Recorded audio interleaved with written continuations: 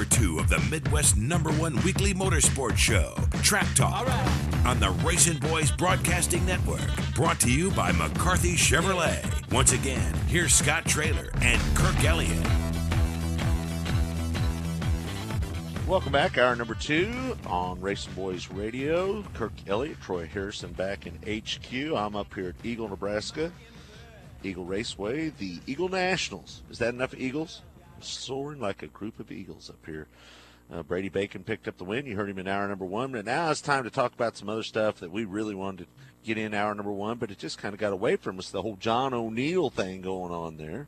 Boy, that took on a life of its own, did it not? It really did. I don't know if it was good or bad. It could have been Frankenstein. I don't know, life. But anyway, nevertheless. A.K.A. Barry Soetoro. What? I was talking correct. I couldn't hear it. What'd you say? No, I was saying A.K.A. Barry Soetoro. Yeah. Where do we start? First of all, I want to start off talking about Mark Ratliff real quick. Passed away this week. Most people know Mark is the guy that drove around on the scooter, the wheelchair-type scooter with the sprint car wings on it. He had 2 of them. One had 1 seat, another one had 2 seats.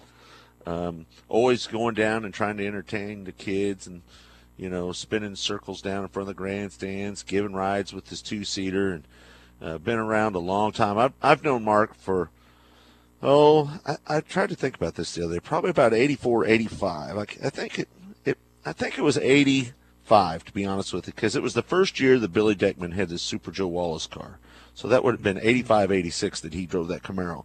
And I've got to tell you this story about Mark, because I knew him well at that time when he came around. And I remember the exact moment that I met Mark Ratliff. And, it's funny that you would remember somebody like the moment that you met him. And I got to share this because it was funnier than hell this night. And Mark's kind of a funny guy. He was kind of a jokester, liked to talk. He sold trailers over at Tom's Trailers, and, he drove a cab. So he was kind of a guy that was always entertaining. My dad knew him from the limo business. Anyway, long story short, we're at Sinclair gas station where the Quick Trip is now down in Riverside. And we just left Norm's Barbecue. Cliff Smith worked there, and it was Cliff, Billy, and myself in Cliff's red pickup, just a bench seat, one. Back then most people didn't have crew cabs. And here comes this guy limping up over there. And at that time, Mark walked quite a bit. He lived in Riverside. And he saw us over there at Sinclair. And he comes over to us and he goes, "Where are you guys headed?" "Out to I-70. You're going to be racing out there tonight." "Really? Can I go?" Honest to God. Didn't know the fella from no Adam. Walks up and asks if he can go with us. "Well, we don't have any room," figuring he'd say, "Oh, okay, well, good luck." He said, "That's all right. I'll ride in the back in the pickup." Well, what are we going to say to the guy, So we say, "Sure, all right, man, pile in, if you don't mind riding all the way out there, but you're going to have to ride back." And I don't care. I'll go. So anyway, we go out there, and on the way back from the racetrack, we look back there in the pickup, and we don't see Mark. We're thinking, where the hell is he? And all of a sudden, we see this bucket over the top of Mark's head going down the highway, and Mark is inside, and you can see it. He's trying to light a cigarette with his lighter with his head stuffed up in this bucket. It was the funniest damn thing you've ever seen. I'm telling you, we laughed about that for a couple of years. And, Mark ended up kind of going to the races with us quite a bit those next couple of years. With he was handicapped, so he did as much as he could. But, hell, he hung out there with us. And eventually, I was living with Cliff Smith at the time. That was the car owner, again, for Billy Deckman in the early 80s. Maybe, I think, 79 through 86, I think, was the years that Cliff owned his cars. And, Mark, he hung out there with us and helped us during that time. And got to know him pretty good. Well, I met my wife, Sharon, and I moved in with her just before we got married, and Mark moved in with Cliff Smith. So I've known Mark a long time. It was really sad to hear that he'd passed away, and the way he went about passed. Doug, and his last name, Doug Perry, escapes me. Doug Perry contacted us on the day that he passed, and Doug was the guy that found Mark, and he knew that he was sick. He called him up and said, "Mark, what are you doing?" He said, "I'm not feeling too good." And from Doug's description, it says, "Man, I think I'm going to call 911." And Mark said, "Don't call 911." So what did Doug do as a good friend? He got in his car and drove 38 miles up to Platte City to see how he was doing, and he got up there. He had passed away. So anyway, long story short, he's going to be missed. He was an ambassador to racing. He was kind of like the RacinBoys. He lived, breathed, and ate motorsports. It's all he could think about. It's all he wanted to talk about. Huge sprint car fan, and hate to see him pass away. And sorry, he passed at too young, and it's too bad. So I think they did a special tribute to him last night at Lakeside Speedway. I didn't get to hear how that went. I didn't get to hear also how the broadcast went on Metro Sports last night. So I want to get some phone calls in here today. 816-833-8553. See it on the screen. I'd like to know how the tribute went for Mark last night. I'd like to know what it looked like with Metro Sports out there doing the gig. And I want to see somebody maybe that watched it on TV. Tell me how that went. I know our RacinBoys TV show aired right prior to that. Kirk, you were able to see that, right? Yeah, I did. And just to wrap up on Mark Ratliff, I saw Doug Perry. He brought over a photo we put up on the homepage, and here for the archives, we'll put it back up on this broadcast. But he helped Mark with those power chairs, and the quality of life that Mark Ratliff had over the last couple of 3 years with those power chairs was immense. Before that, he just couldn't get around. And he had to have somebody take him wherever he went, and he became independent with these power chairs. Had his own way where he can get him up in his own van and be able to get out and do things on his own. So the quality of life, and thanks to no small measure to Doug Perry for helping him with that, his good friend. I think that that is heartwarming to know that in the last years of his life, he had that kind of quality of life, mainly due to those power chairs that you saw him at all these racetracks, and became very famous for those power chairs. It actually gave him a sense of need almost, right? Yeah, Kurt? Exactly. So if there was any lessons to be learned there, that in later life, if you're having trouble getting around, how much value these chairs are. If you can dress it up and make it look like a race car, even more the better. And that's how he became so well known at all the racetracks around. He didn't seem like Mark Ratliff met a stranger. He was always talkative and talked to everybody wherever he was at. So he will be missed. There's no doubt about that. A super fan, Mark Ratliff. Okay, let's choose up. I'll take Jamal and Tutal. You can have Chubbs and Skippy. Let's go. My ball.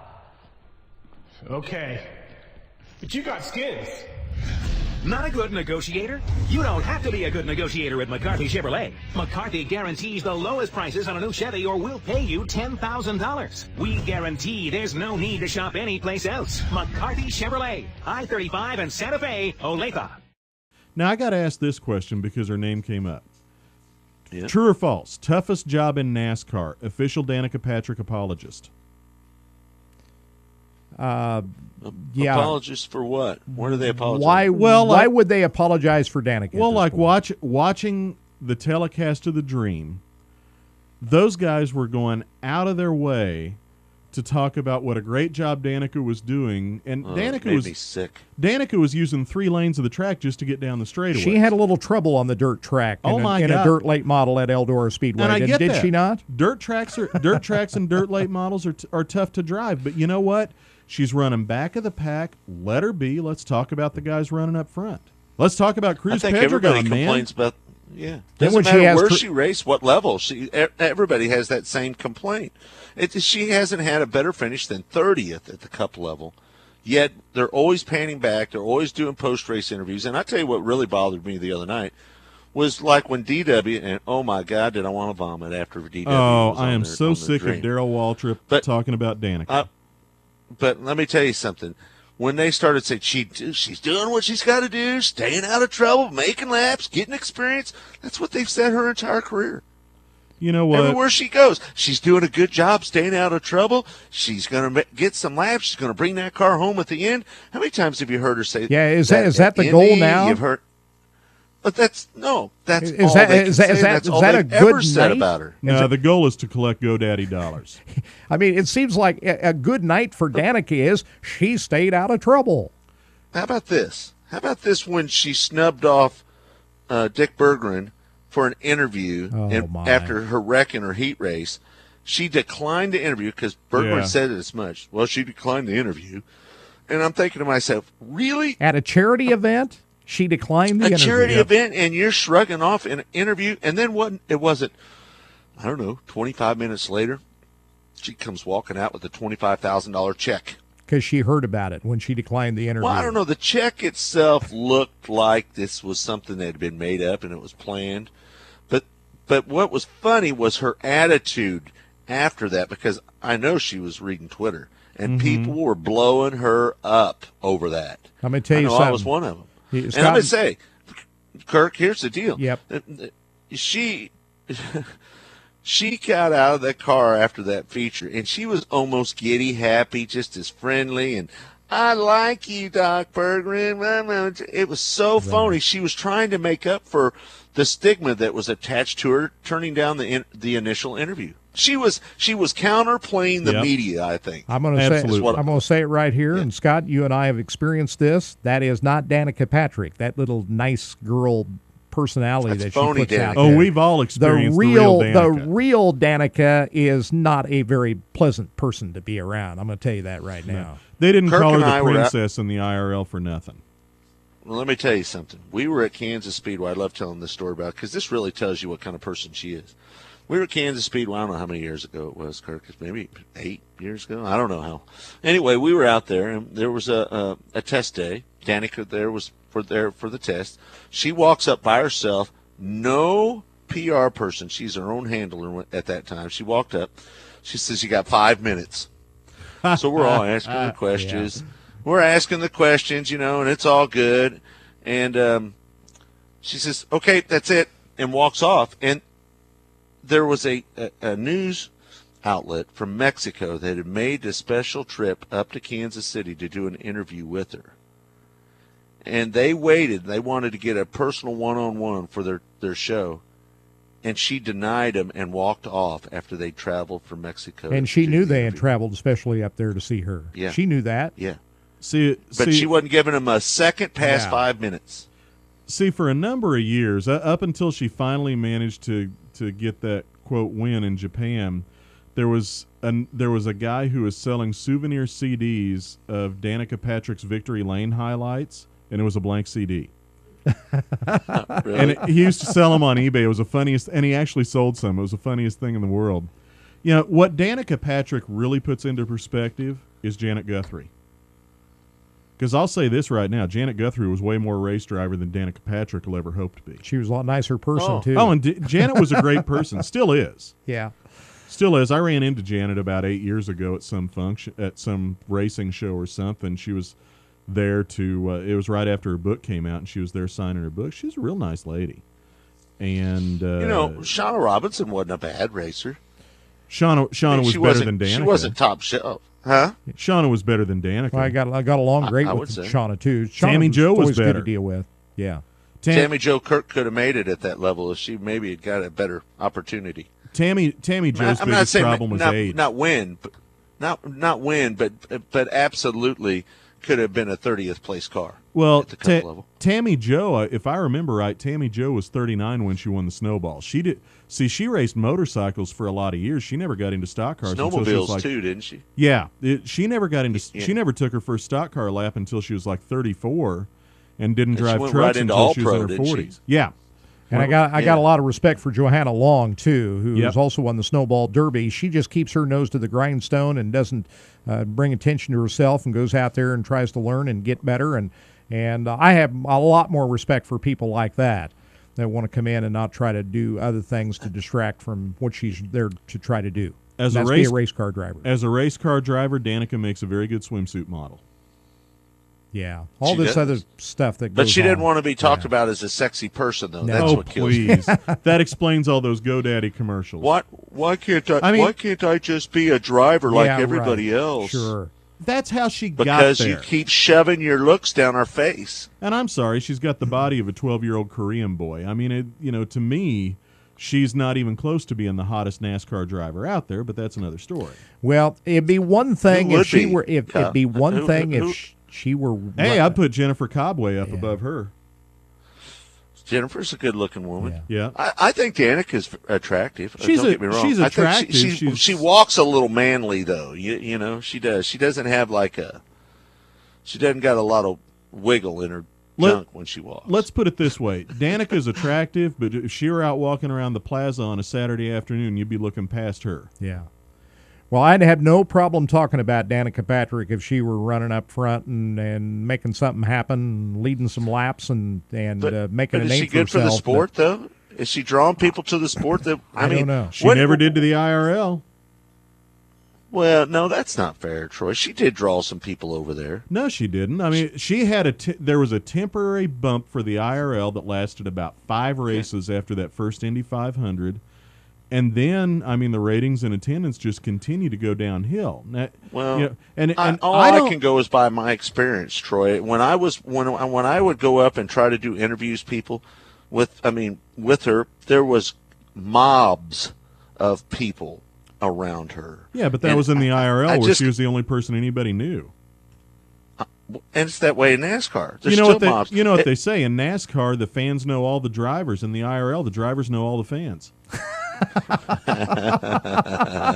That's good. I like that. Thought I you might liked steal that one from you. Yeah, that's good. But I think she's good for the sport. I mean, regardless of what she does. I mean, we don't have to like her. The way they hype her up for somebody with average talent. I'm tired of all the Danica updates. We got to update how Danica is doing, no matter if she's running 5 laps down. How much play does it come into on ESPN and Fox that GoDaddy spends a shitload of money with them? That's huge.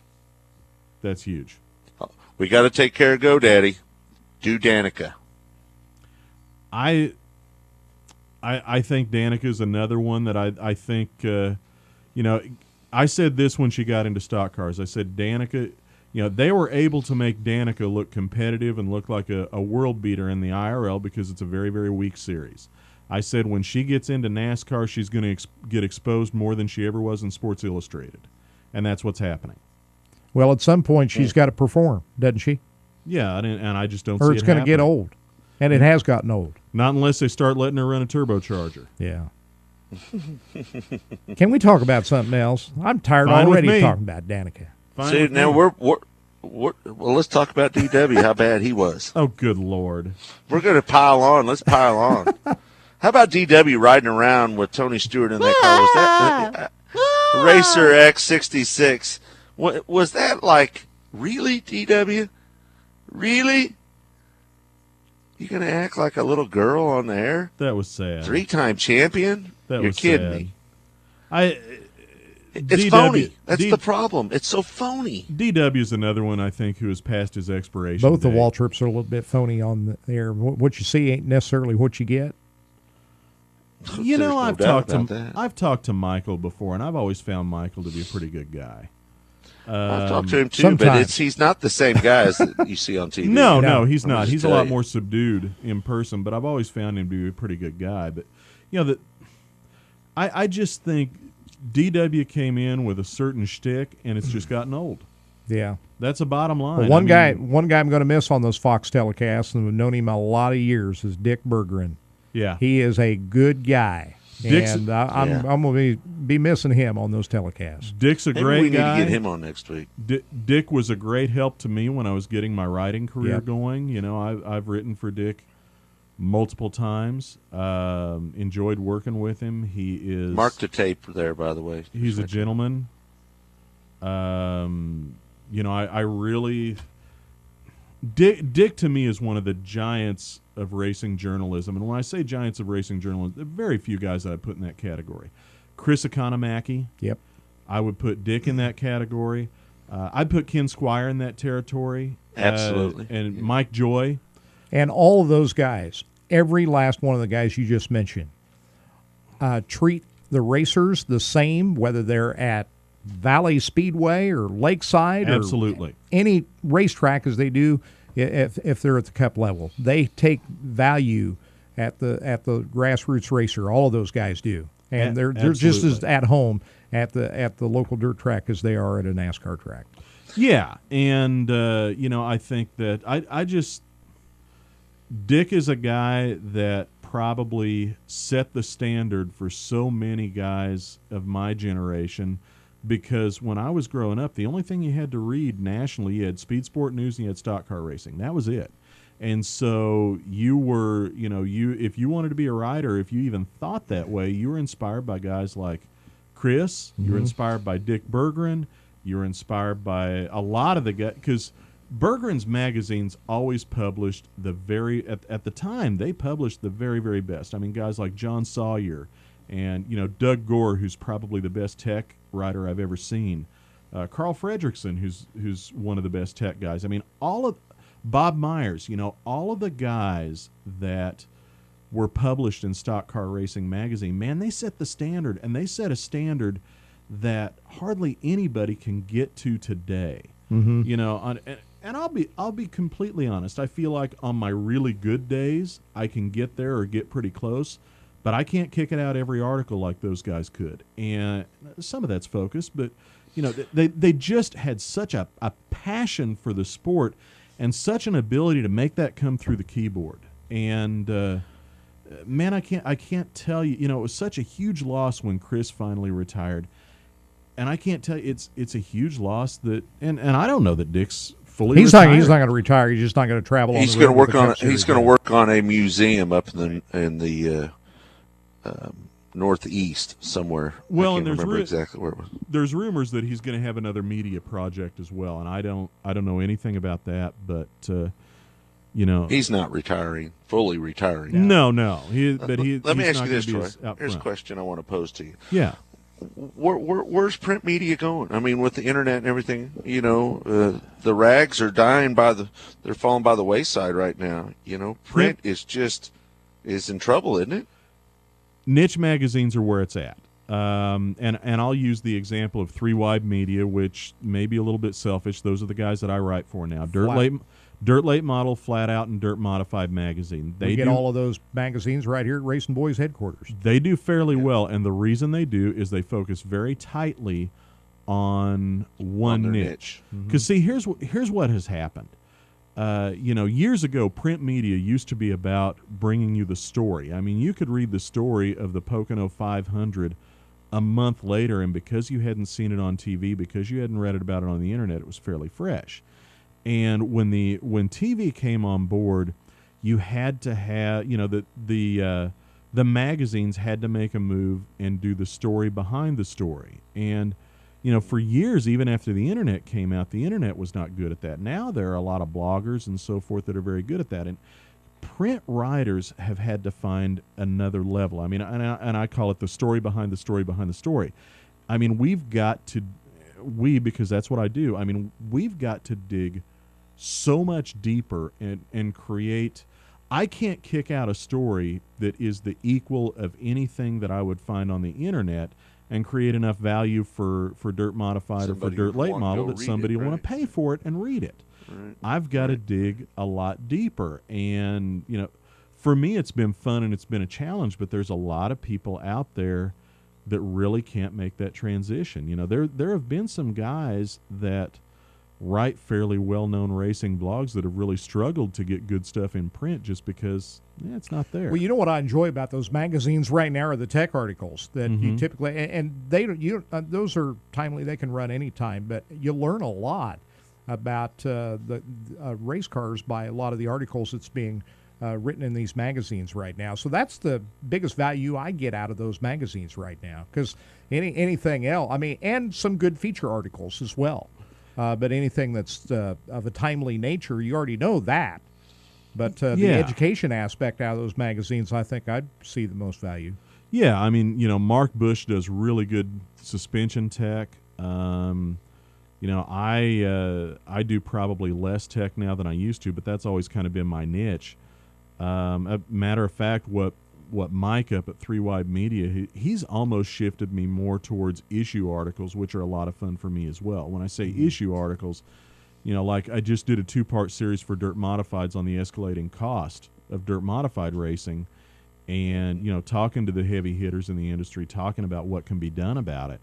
And that kind of stuff is stuff that I can really sink my teeth into. I'm working on a piece right now on the big toter homes and haulers and vis-a-vis the DOT crackdown on them, because that's a coming issue, and it was actually provoked by the crash that happened 20 miles south of Kansas City. Those kind of things but that's where you've got to be now in order to be a viable writer for those magazines. And just to pull this a little bit full circle, a lot of times I'll look at an issue and I'll think, how would Bergeron have done this article? What touch points would Dick have tried to hit? What would he try? Because some of those types of articles that he wrote, particularly in the 80s and 90s, were just, man, they're timeless. And that's the standard that I try to meet. I don't always meet it. Well, it would be an interesting read about the modifieds, because we all know that, in fact, we had, several drivers we talked to when we did our bit for next week's RacinBoys TV. Had several drivers talk about, hey, man, and Tom Charles is one of them. Yep. Never say never about him running a B-mod. This thing is just, even at the IMCA level, it's almost too expensive for him, at that level. I mean, he's got a win up at Thunderhill, and he's still competitive and all, but, it's taxing on him. It's fact, 2 wins. Tom's won 2 this year. He's actually having a pretty good season at Thunderhill. And Travis Patch sold his modified, and Travis told me that if he goes back to racing, it's going to be in a Northern Sport mod for the same reason. The problem is they're all going to be racing for less money. Yeah. But the thing of it is, when you look at it, Scott, comparing the difference in cost of the cars versus the marginal difference in money, it's like one of the things that Brett Root and I talked about in that article. He said, you can run an IMCA modified with a $5,000 motor and can be competitive for $500 to win, or you can run an unsanctioned modified with a $10,000 or $15,000 motor for $600 to win. What's the better deal financially? And I think some of those guys are making a similar decision regarding the B mods versus the A mods, and I understand that. A lot of people I talked to, Troy, were comparing what's going on with the modifieds right now to what sprint cars and late models went through. That's exactly the same. Themselves out of it, right? Same thing. They've basically made a modified into a late model that runs with no fenders and 8-inch tires.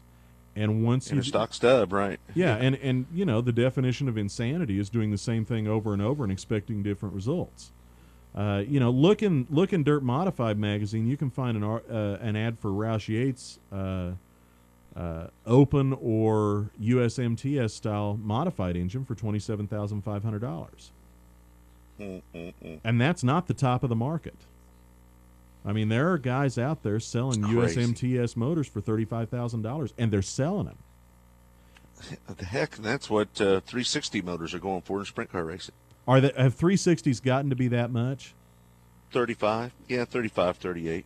Years ago, 410s are about 45. 310s are about 10,000, 8,000 less. You know what Earl Gertie told me about that, though? Years ago, I did an article for Open Wheel on basically the same issue for the sprint cars. He said the big difference on that ASCS 360 versus the 410... cylinder head. Well, no, it's the resale value. He said you buy a brand new 410, which at the time was $40,000, or a brand new ASCS 360, which at the time I think was about $27,000. He said run them for a season, freshen them appropriately, etc. Run them for a season, then sell them. The 410 is going to sell for around $10,000 to $12,000, and the ASCS motor will sell for $15,000 to $17,000, because there's a lot more. There's a lot more guys out there that want that ASCS motor, and it's basic supply and demand. I've seen used ones go as much as $20,000. I believe it, and what that speaks to, Scott, is the success of the ASCS formula. I mean, that's what it's all about. When you look at resale value, you're looking at perceived value and popularity of the item, and that's the success of the ASCS. And you touched on something, that the freshen ups on these deals. You can run 20 shows on a 360. If you run more than 8 or 9 shows on a 410, you're taking some chances. So the rebuilds are about double. And the cost rebuild wise, and how often you rebuild them. Exactly. Because, Earl told me that if you're running a 410 at its limit, you're going to kneel the pistons in 10 races. Right. So that rebuild's now got to have a new set of $800 custom pistons, where your ASCS motor, because of the way it's set up, at the time, they could get at least one season and maybe 2 out of pistons. I don't know if they're still able to do that, but I think so. It's the same thing. I mean, it amazes. We've gone through these cycles I don't know how many times, and yet we still haven't figured it out. Yeah. And I've talked to everybody, and here's the thing: Todd Staley and Brett Root agree almost down to the letter on what needs to be done to curb the costs.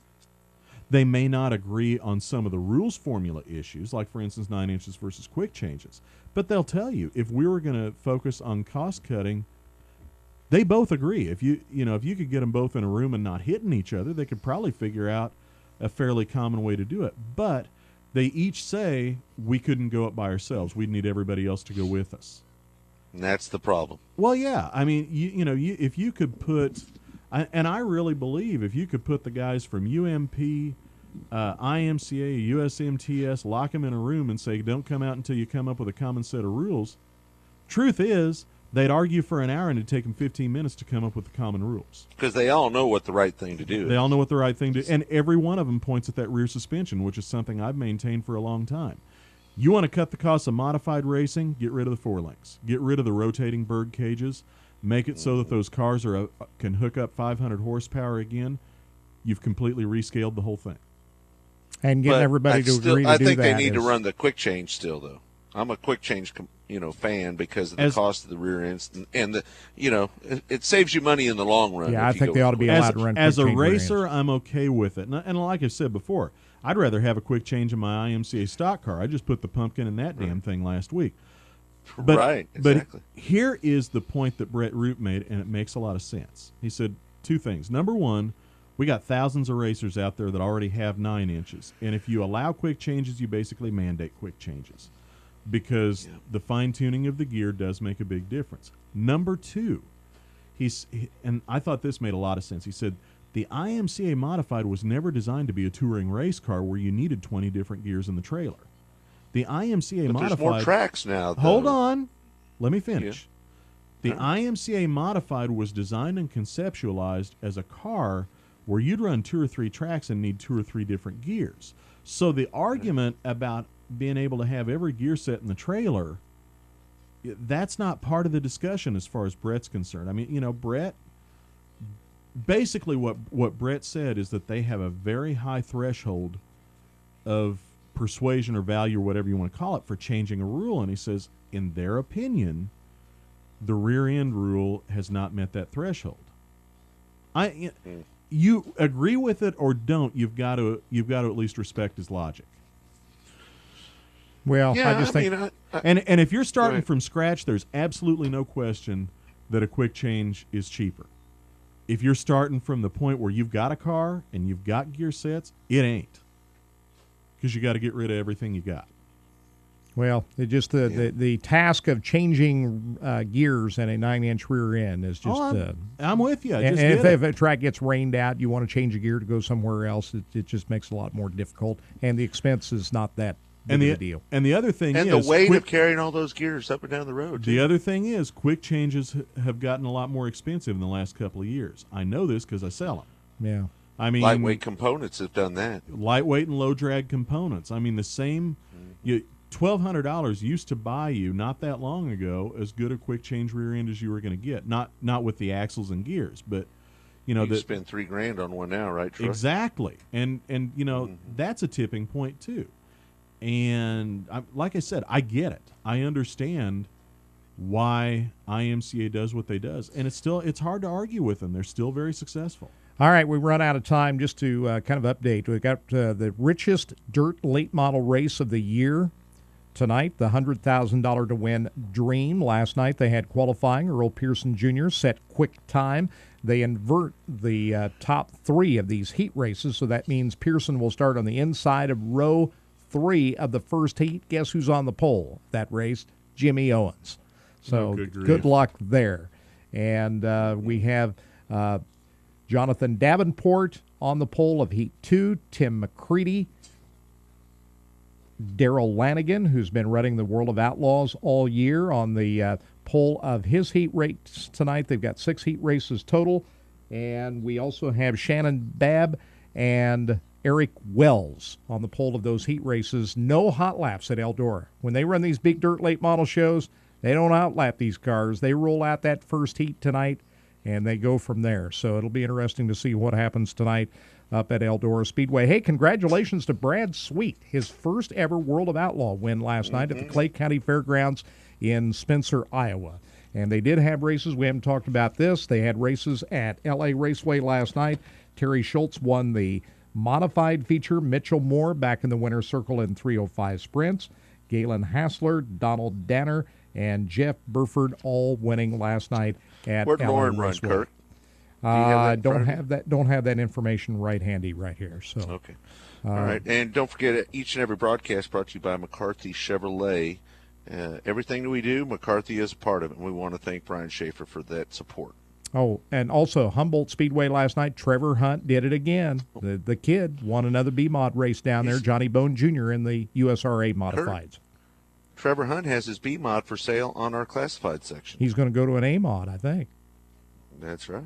So they're maybe getting a new car? I don't know. I believe that could be the case, yeah. So he's moving up quick, the young kid. Why not? Yeah, he's got a couple tracks that are going to allow him to run. Might as well do it if they're going to let a young guy like that race. Might as well be in an A-Mod. Obviously, he's got talent. He's proven that in a B-Mod. We'll see what he's made up when he gets up there and starts racing against the likes of some of these stars in an A-Mods. So. He is pretty smooth. All right, Troy, thanks for coming in. Guys, thanks for having me. Always a lot of fun. Yeah. Todd, thank you too, bud, for everything you're doing over there at RacinBoys. We appreciate all your help. Kirk, tonight, live broadcast, RacinBoys.com. We've got 2 of them going on tonight. I'm going to be up here at the Eagle Nationals. Go ahead. You can run that theme music, Kirk. I'm going to be up here, Eagle Nationals. Don't forget, Ricky Stenhouse Jr. is running with us tonight. Brady Bacon wins night number 1. Brady Bacon's locked in. Brad Loyette, Trevor Grossenbacher, and Wayne Johnson locked in tonight. It should be good. It's only about a 2.5-hour drive from Kansas City, folks. Get up here. It's going to be some great action. Kirk, we got Rebel Series racing going on tonight too, right? That's right. Out in Holyoke, Colorado, 6 o'clock Central Time. Mike Wilson on the call with that event. All right. Appreciate everybody tuning in. We're going to do it all over again next week right here on Track Talk. For Kirk Elliott, Troy Harrison, Todd Surprise, I'm Scott Traylor. See you then.